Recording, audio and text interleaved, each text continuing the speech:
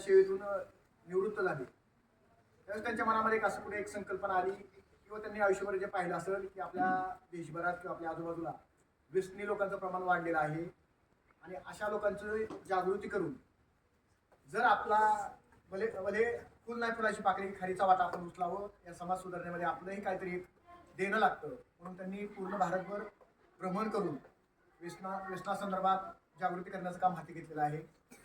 एका कराडमधील कॉलेजमध्ये जनजागृतीचा कार्यक्रम घेऊन त्या आपल्या आटके या गावी त्यांच्या मूळ गावी त्यांनी मागच्या 10-12 दिवसाखालीच येऊन तशी आपल्याला पूर्वकल्पना दिली होती आणि खरंच अगदी ह्यालाच हे करून ते आज आपल्या या ठिकाणी आलेले आहेत. सर्वांनी जोरदार टाळ्या वाजवून आपल्या पाटील सरांचं आपण आपल्या शाळेमध्ये स्वागत करायचंय. एकदा जोरदार टाळ्या वाजवून एक साथ क्लॅप दो. त्याचबरोबर त्यांच्या जोडीला आता बोललो त्याचबरोबर त्यांच्या डॉक्टर सुदर्शना पाटील मॅडम त्यांच्या खांद्याला खांदा लावून ह्या जनजागृतीच्या कार्यक्रमामध्ये तेही भारत भ्रमण करणार आहेत. त्यांच्या अंगावर तुम्ही टी शर्टही बघितलं असेल तिथं जे लिहिलंय कोण वाचतंय कोण वाचलं वरच्या मोठ्या अक्षरामध्ये लिहिलेलं बोर्डवर से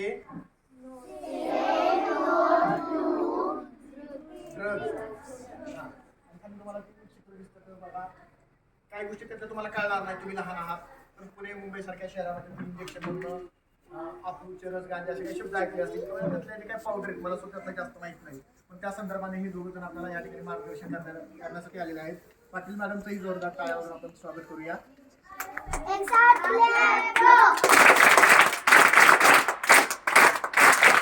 त्याचबरोबर आपल्या गावचे पेंटर शहाजी पाटील सर तेही इथं आपल्या शाळेमध्ये आलेले आहेत. खरं तर आपले ते मूळचे याच गावचे इथं ते कराडमध्ये राहतात सगळे होत असतात. सरांचंही आपण जोरदार टाळ्यावर स्वागत करूया. क्लॅप दो. सरांना विनंती करतो मॅडमना विनंती करतो. नमस्कार. कोण कोण ओळखतं मला? आमच्या सगळ्यांचे पप्पा मला ओळखतात. गावातले बघा लोक व्यसन म्हणजे काय कोण सांगा कोणाला काय सांगते कोण हुशार सांगा सांगा उभं राहून सांगायचं पटकन उभं राहा.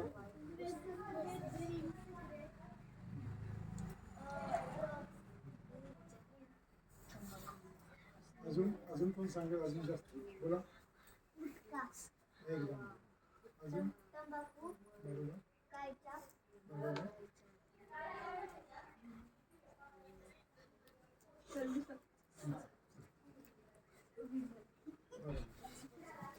बोला गांजा बरोबर सिगरेट बरोबर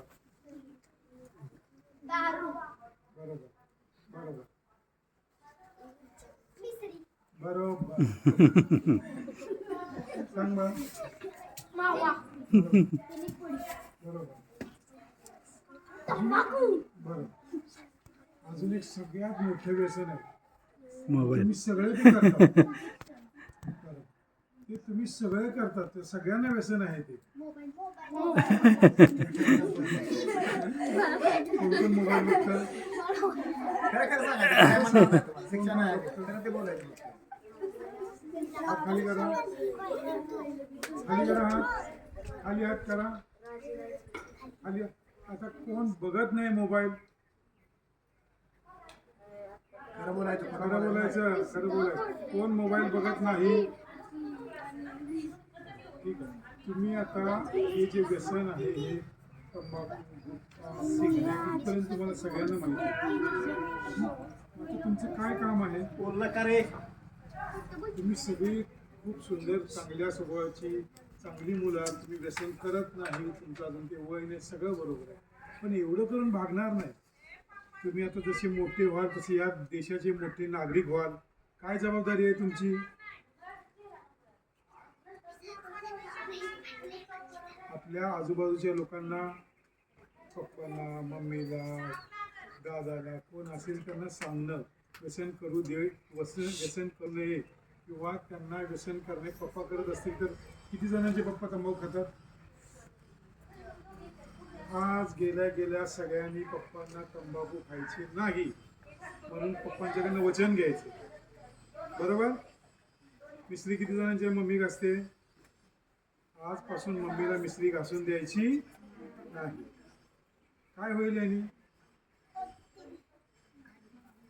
काय होईल? तंबाखू खाल्ल्यामुळे एकदम बरोबर. तंबाखू खाल्ल्यामुळे काय होतं? ओके. कसला कॅन्सर होतो? गालाचं. बरोबर. मग काय करावं लागतं? मग ते ऑपरेशन केल्यानंतर आपण जर त्याला आरशात बघितला आपला तर माणूस आहे का माकड आहे ओळखतच नाही आपल्याला. आपल्या जे आपले एक मोठे नेते आहेत त्यांचं तोंड असं वाकड झालेलं कोणाला माहित आहे? कोण? पोरं माहिती. कशामुळे झालं त्यांना हे? त्यांच्याकडे किती पैसे आहेत माहिती का तुम्हाला? किती? आपलं अटकळ इथे घेतलं दोन-चार गावं. तरी पण त्यांचं तोंड झाले कसं? आपल्याबद्दल एवढा पैसा पण नाही. प्रत्येकाने आज पप्पाला जाऊन सांगायचं, शरद पवार माहिती आहेत का तुम्हाला कसं झालं त्यांचं? तुम्ही हे बंद करा. आजच्या आज बंद केलं पाहिजे. बरोबर? कोण कोण सांगणार पप्पांना? कोण कोण हट्ट करणार पप्पांना? कसं सांगणार? कोण बेस्ट एक्झाम्पल देतो? कसं सांगणार की पप्पांनी उद्यापासून बंदच केली पाहिजे तंबाखू? सांगा. हां सांग. मी सांगणार की पप्पा तुम्ही व्यसन सोडा नाहीतर मी तुझ्याशी बोलणार नाही. एकदम बरोबर. पुढे अजून अजून सगळ्यात चांगलं उत्तर सगळ्यांना सांगायचं पप्पा जर व्यसन सोडलं नाही तर मी तुमच्यावर कट्टी बोलणार नाही. सांग. तुम्ही व्यसन सोडली नाही तर मी रडणार. बरोबर बरोबर. आणि हे एक दिवस करून चालणार नाही. रोज लक्ष ठेवलं पाहिजे. आता पप्पांना शिकवायची वेळ आली तुमच्यावर. कारण तुम्ही आता व्यसन करत नाही. तुम्ही चांगली मुलं आहे सगळी. असंच चांगलं राहण्याकरता काय करायचं? असंच चांगलं समजा आता हा चुकून एका दिवस काहीतरी करायला लागला. हा काय सांगणार तू त्याला? आपण व्यसन करायचं नाही. आपल्या मित्रांना पण करून द्यायचं नाही. तुम्ही आता जसे मोठे व्हाल तुम्ही कॉलेज जाल मग लोक म्हणतील ते खूप चांगलं असतं, ही स्टाईल आहे, त्यांनी कूल दिसतं, हिरो दिसतं. खरा हिरो कोण आहे? जो व्यसन करत नाही आणि जो दुसऱ्या आपल्या मित्रांना व्यसन करून देत नाही.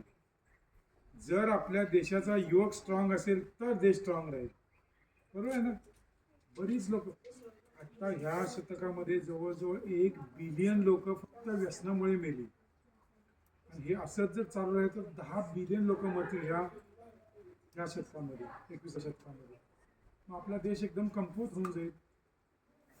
मग कुठलं युद्ध झालं काय झालं तर आपल्याकडे ताकदच राहणार नाही. आता कुठलं युद्ध चालू आहे? असं आपलं झालं तर स्ट्रॉंग असलं पाहिजे ना, है ना? मग आपण देश स्ट्रॉंग करण्याकरता आपण स्वतः स्ट्रॉंग राहिलं पाहिजे. तर अभ्यास किती लोक करतात यातले? किती वेळ करतात अभ्यास? दिवसातून किती वेळ?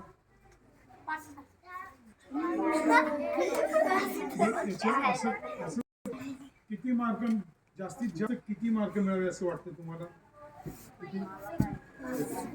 काय करावं लागेल त्याच्याकरता? कसा अभ्यास करावा लागेल? मोबाईल बाजूला ठेवून जिथे उगाच टीव्ही लावायचं आणि मग हे करत अभ्यास करत बसायचं याला 0 अर्थ आहे.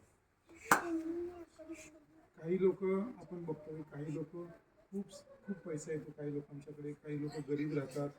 काही लोक न काम करता पण खूप पैसा मिळतो त्यांना. काही लोक खूप कष्ट करतात तरी गरीब राहतात. आपण म्हणतो हा माणूस खूप काम करतो याच्या हाताला यशच नाही आहे म्हणतात की नाही? मम्मी पप्पा म्हणत असतील ना, म्हणतात ना की तो आपला पाहुणा आहे त्याच्या हाताला यशच नाही आहे. तो खूप काम करतो पण त्याला पैसेच मिळत नाहीत. काय प्रॉब्लेम असतो त्यांचा? शिक्षण घेतलं. बरोबर. अजून सगळ्यांनी शिक्षण घेतलंय समजा,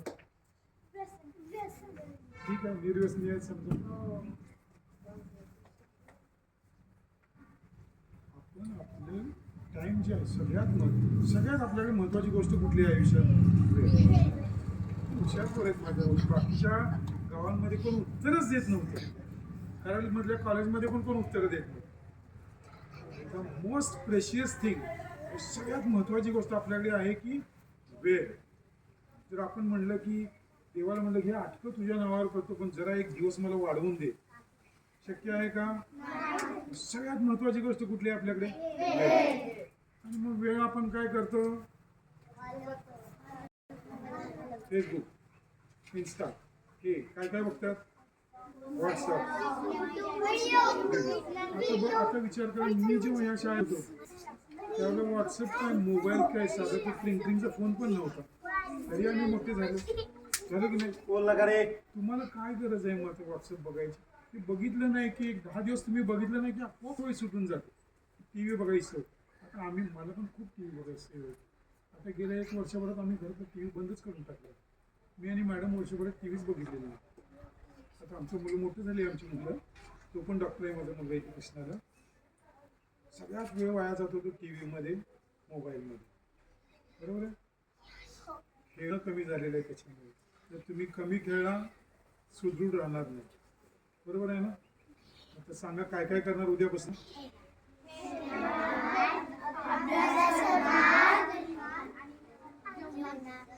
करून देणार. बरोबर. सगळ्यांना आजूबाजूच्या पप्पा, मम्मी, काका, काकू, शेजारचे काका, जे कोण असेल ते बिनधास्त सांगायचं, घाबरायचं नाही. कारण आपण चांगली गोष्ट सांगतो है ना. पहिली गोष्ट, आज गेल्या वही काढायची आणि लिहून ठेवायचं की उद्या काय काय करायचं आहे मला.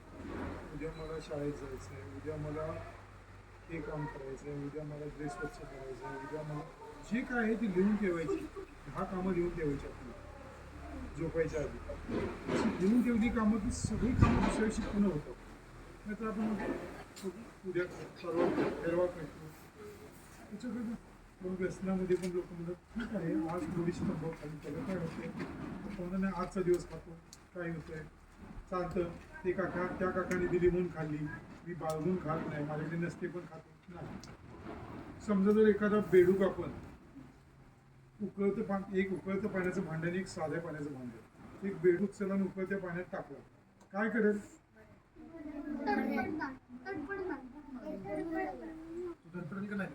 पटकन मारलं. समजा आपला हात एखाद्या पाण्यात घातला, आपण काय करणार? पटकन काढतो. तसं तो बेडूक पटकन उडी मारून बाहेर येतो.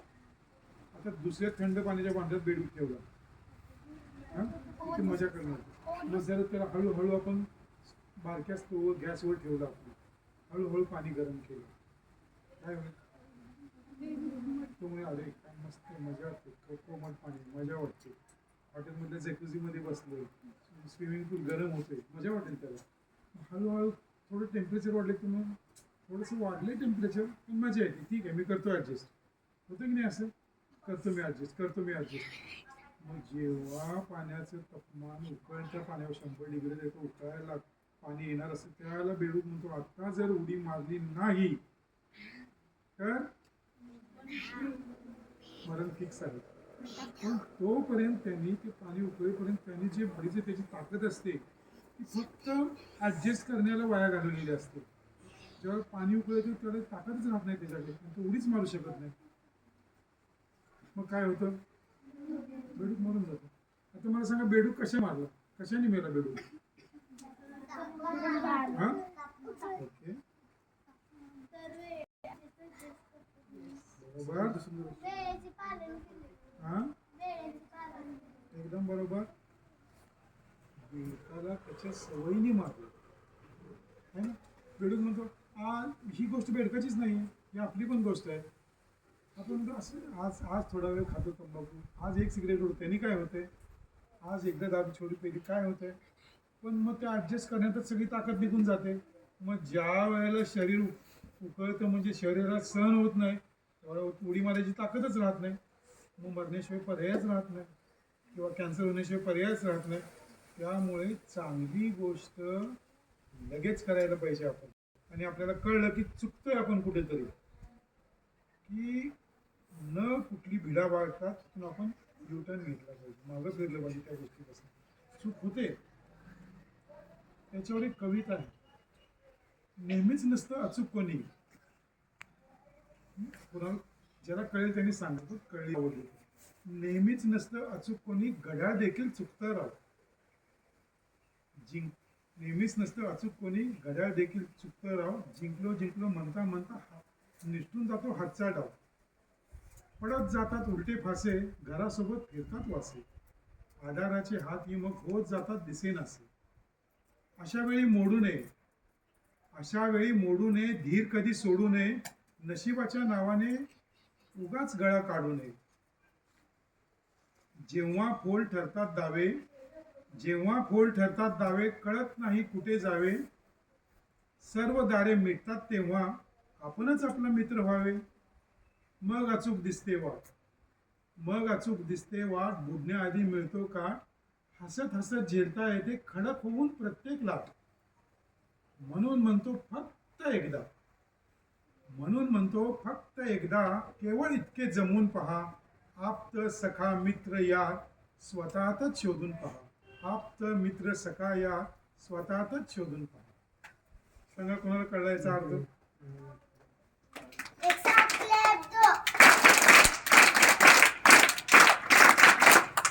आता उद्यापासून काय काय करणार? Very good, good, very good, very good, very good, good. चला आपण आज सगळे वचन घ्या. आजपासून मी मोबाईल बघणार नाही. आणि तुमच्या शेजारच्या मुलांनी, तुमच्या मित्रांनी जर मोबाईल बघितला, सरांना येऊन सांग. बरोबर? सरांना येऊन सांगायचं हा मोबाईल बघतोय. मोबाईल बघण्याच्या वेळी अभ्यास केला. बघा मी पण इथेच बसलेलो होतो काही वर्ष, 40, 25, 50 वर्षापूर्वी मी इथं बसलेलो होतो तुमच्या बरोबर, है ना. आता मी आता डॉक्टर झालो, मी आता एका मोठ्या शहरात राहतो. आयुष्य एकदम सुंदर आहे. हे व्यसनात किंवा मोबाईल बघणं हे सुद्धा व्यसनच आहे. त्याच्यात वाया न घालवता आपला आजचा प्रत्येक क्षण कसा कामाला येईल, आणि तो तुमच्या याच्यामध्ये फक्त 2च गोष्टी करायच्या तुम्हाला. शरीर चांगलं ठेवायचं आहे, व्यसन करायचं नाही, चांगला अभ्यास करायचा आहे. आणि आपले आई वडील, आपले प्रिन्सिपल सर, गुरुजन सांगतील ते आपल्या फायद्याचंच असतं. आता ते सांगणं म्हणजे त्रास देतात नाही, ते कोणत्याही परिस्थितीत आपल्या फायद्याचंच असतं. Okay, thank you. एवढी चांगली मुलं आहेत सगळी, काय सांगणे